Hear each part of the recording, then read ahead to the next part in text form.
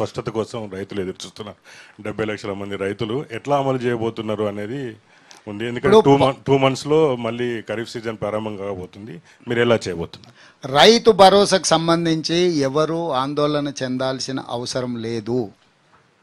గతంలో కొనసాగిస్తున్న రైతు బంధును ఇప్పటి వరకు 5 ఎకరాల వరకు ఉన్న రైతులకు దాదాపుగా 62 లక్షల మందికి రైతు బంధు వాళ్ళ ఖాతాలో పడ్డది. భవిష్యత్తులో రైతు భరోసా పథకము గుట్టలకు, చెట్లకు, రోడ్లో పోయిన భూములకు, లేఅవుట్లై బంగ్లాలు కట్టిన ప్రాంతాలకు ఇవ్వబడవు. అట్లాంటి వాటిని అన్నిటిని కూడా సర్వే చేసి వాటిని తొలగిస్తాము. అందుకే గ్రామాలలో రైతు బంధు అడిగే వాళ్ళను అప్లికేషన్ పెట్టుకోమన్నాము. ప్రభుత్వం ఇచ్చే ఏ సంక్షేమ పథకానికైనా అర్హులు అప్లికేషన్ పెట్టుకోవాలి. అప్లికేషన్ పెట్టుకున్న వాటిని స్క్రూటినీ చేసి వాళ్ళందరికీ పెట్టుకోవచ్చు. ఎవరైనా కొత్త వాళ్ళు పెట్టుకోవచ్చు, వచ్చే వాళ్ళు పెట్టుకోవచ్చు. వచ్చే వాళ్ళు పెట్టుకోకపోయినా మా దగ్గర డేటా ఉంది, అది వెరిఫై చేస్తాం. వచ్చే వాళ్ళు పెట్టుకోలేదు కాబట్టి మాకు రాదని అనుకోవాల్సిన పని లేదు. ఇప్పుడు ఎవరైతే 68 లక్షల మంది రైతు బంధు లబ్ధిదారులు ఉన్నారో డేటా మొత్తం మా దగ్గర ఉంది. అందులో ఎవరైనా అనర్హులు ఉంటే వాటిని విశ్లేషిస్తాం. అంటే ఆల్రెడీ అమ్మేసుకొని లేఅవుట్లు అయిపోయి కాలనీలు వచ్చిన వాళ్ళు కూడా నాకు తెలిసిన బంధువులు చాలామంది ఉన్నారు. 30 ఏళ్ల క్రితం అవి లేఅవుట్ అయ్యి అమ్మిపోయిన పెద్ద పెద్ద బంగ్లాలు వచ్చినాయి, అపార్ట్మెంట్స్ కూడా వచ్చినాయి. కానీ ల్యాండ్ యూసేజ్ మారకపోవడం వల్ల, అంటే నాన్ అగ్రికల్చర్ ల్యాండ్ కన్వర్ట్ కాకపోవడం వల్ల అగ్రికల్చర్ ల్యాండ్ కింద వాళ్ళ పేరు మీదనే వస్తుంది. వాళ్ళకి లక్షల రూపాయలు వాళ్ళ ఖాతాలో పడుతున్నాయి. ఈ మధ్యలోనే మీ పేపర్లోనే రాసిండ్రు, నేషనల్ హైవేస్ కింద రోడ్లలో పోతే వాళ్ళకు కూడా రైతు బంధు వస్తానే ఉందని.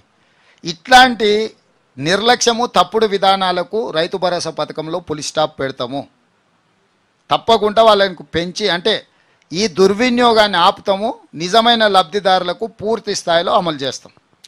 సార్, శ్రవణ్ ఫ్రమ్ TV9 అండి.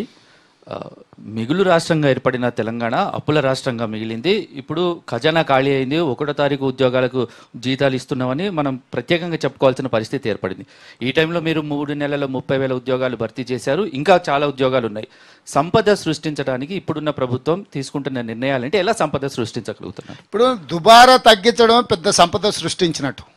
అవసరం లేని ఆర్భాటాలకు మింగడానికి మెతుకులేకపోయినా వెనకడికి కూడా మీసాలకు సంపెంగ నూనె కొనుక్కొచ్చుకున్నాడంట. సో మేము ప్రాధాన్యతలను క్రోడీకరిస్తున్నాం, దుర్వినియోగాన్ని ఆపుతున్నాం. ఇంకా స్పష్టంగా చెప్పాలంటే కేంద్ర రాష్ట్ర ప్రభుత్వాల మధ్యలో మ్యాచింగ్ గ్రాంట్, అంటే గవర్నమెంట్ ఆఫ్ ఇండియా కొన్ని స్కీమ్లు ఇస్తుంది.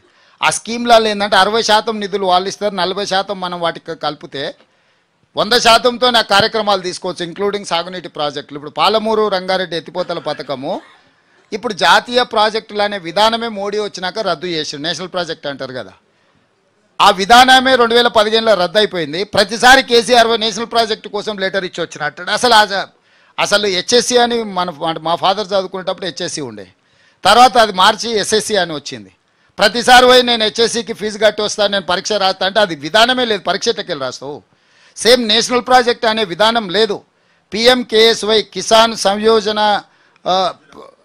యోజన అని కొత్త పథకం వచ్చింది. దాంట్లో ఏ ప్రాజెక్ట్ అయినా ప్రాపర్ ఫార్మేట్లో అప్లికేషన్ పెట్టుకుంటే 60% కేంద్ర ప్రభుత్వం నిధులు ఇస్తే 40% రాష్ట్ర ప్రభుత్వం ఇవ్వాలి. పాలమూరు రంగారెడ్డి ఆ ఫార్మేట్లో అప్లై చేసుకొని ఎన్నిసార్లు ముఖ్యమంత్రి వచ్చినా నేను చెప్తే వినలేదు. ఆయన ఇదే మాట్లాడతాడు ఎంతసేపు నాని. షెకావత్ గారు చెప్తే మేము ఇమ్మీడియట్గా రాగానే మా ఉత్తమ్ కుమార్ రెడ్డి గారు ఆ ఫార్మేట్ మార్చి కొత్తది అప్లై చేసుకున్నాం. ఇప్పటికి 30,000 కోట్లు ఖర్చు పెట్టారు పాలమూరు రంగారెడ్డిలో. 60% వస్తే 18,000 కోట్లు కేంద్ర ప్రభుత్వం నుంచి వచ్చేటివి. అప్పులు చేయాల్సిన బాధ తప్పుతుండే. ఇప్పుడు అప్పుల ముప్పు నుంచి కాపాడడానికి కేంద్ర ప్రభుత్వం, అది రూరల్ హెల్త్ మిషన్ కావచ్చు, ఇరిగేషన్ ప్రాజెక్ట్స్ కావచ్చు, లేకపోతే ఇతర ఏవేవైతే పథకాలు ఉన్నాయో కేంద్ర ప్రభుత్వం మొదలుపెట్టే పథకాలు, అది మన హక్కు. మనం వాటిని నిధులను వినియోగించుకొని రాష్ట్ర ప్రభుత్వం సద్వినియోగం చేసుకుంటుంది. ఇప్పుడు నీకు GSTలో అసలు వాళ్ళకి నచ్చిన వాళ్ళకు 1,000 కోట్ల రూపాయలు ప్రతి నెల అడ్డగోలుకి ఇచ్చిపెట్టారు. మొదటి నెల నేను వచ్చిన వెంబడే GST మీద దృష్టి పెడితే ఫస్ట్ మంత్ 289 కోట్ల ఆదాయం పెరిగింది. రెండో నెల 550 కోట్ల రూపాయల ఆదాయం పెరిగింది. ఈ నెల 700 కోట్లకు టచ్ అవుతుంది.